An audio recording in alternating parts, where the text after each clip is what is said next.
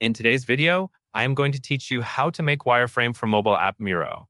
Start by opening Miro and going to a new board. You want a blank, fresh space so you can bring in the right structure without distractions. Once the board loads, take a moment to confirm you are in the editing view, where you can add objects and content to the canvas. Next, find and click on Templates. Templates are a quick way to begin because they include ready-made layouts, common UI elements, and a clean framework you can build on. Using a template also helps you stay consistent, especially when you are mapping multiple screens for the same mobile app. When the Templates panel opens, go to the search field and type in Highlight. As you type, Miro will filter and organize template options. This search step is important because it narrows down the template library and makes it easier to locate wireframing resources without scrolling through unrelated categories.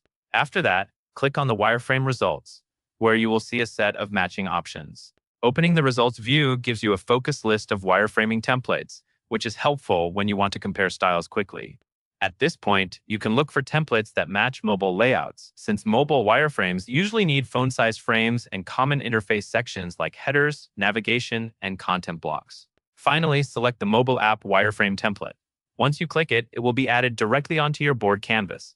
This template gives you a strong starting point for arranging screens and planning user flow. To keep things easy to work with, you can zoom in so the text and components are clear, and you can drag the template to the center of your canvas to keep your workspace tidy. From here, you are ready to start adjusting the placeholders and shaping the design to match your app concept.